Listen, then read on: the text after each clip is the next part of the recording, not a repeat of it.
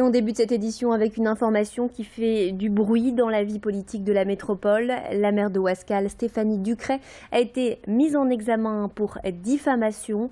En juin dernier, l'adjoint de Stéphanie Ducret, Jean Larman, a posté un billet sur le blog officiel de la mairie qui laisse entendre que l'ancien maire de la ville, Gérard Vignoble, et son adjoint de l'époque sont impliqués dans une affaire de détournement de fonds. L'affaire ciblait un bar géré par l'association Dojo Promotion, à laquelle faisait partie Gérard Vignoble et son adjoint. Selon Jean Larman, 120 000 € auraient atterri dans diverses poches dans l'illégalité pendant 23 ans. Le bar a fermé ses portes depuis. Aujourd'hui, quelques mois après ce scandale et la publication de ce poste, Stéphanie Ducret est mise en examen suite à une plainte déposée par Bernard Arnicotte, ancien adjoint de Gérard Vignoble. Même si la maire n'a pas publié ce message, elle est responsable de toute publication sur le blog. Xavier Silly a rencontré ce matin la maire de Ouascal qui s'explique sur cette affaire. Beaucoup de soutien, bien sûr, des Ouascaliens qui sont offusqués de voir que ce à quoi ils ont dit non, parce que les élections sont passées par là, les mises en cause ont été remerciées quelque part par les Ouascaliens. C'est une nouvelle équipe qui a été choisie, qui est au travail pour cette ville. Et c'est vrai que les soutiens se font de plus en plus nombreux pour que la vérité soit dite et qu'on passe à autre chose et qu'on s'occupe de Ouascal avec, par exemple, notre police municipale, nos caméras de vidéosurveillance, la baisse des impôts. C'est ça qui compte aujourd'hui pour les Ouascaliens. Les affaires, ça suffit. Je ne lâcherai rien. Ça renforce ma détermination pour la vérité et la transparence. Et dans le chapitre vie économique, on s'intéresse à la menace qui pèse sur les salariés de l'entreprise Panther. Panther est une société américaine qui fabrique et distribue des robinets industriels. En décembre dernier, juste avant les fêtes, la direction annonce la fermeture de l'usine de Ham, commune située dans la Somme.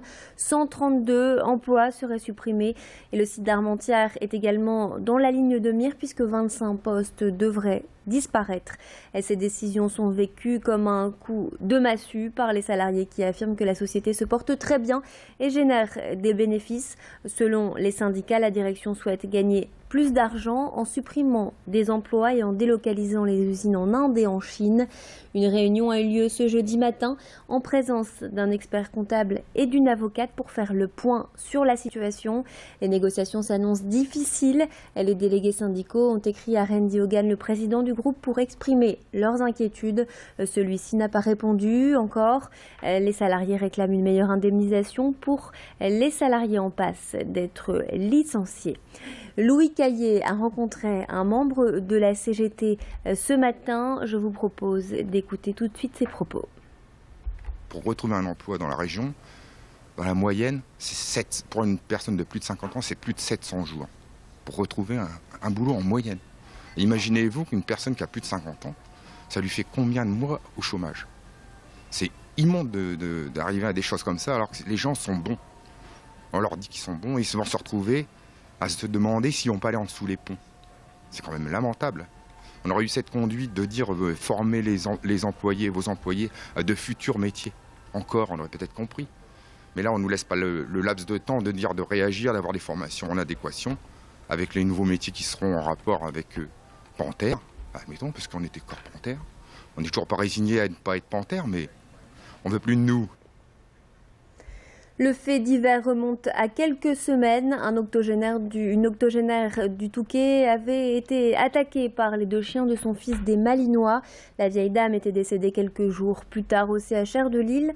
Un des chiens a été abattu à la suite de l'agression et l'autre aurait dû être piqué. Mais à la demande de son maître, il a été placé en fourrière. Et contre toute attente, le chien a rejoint récemment les rangs de la police parisienne.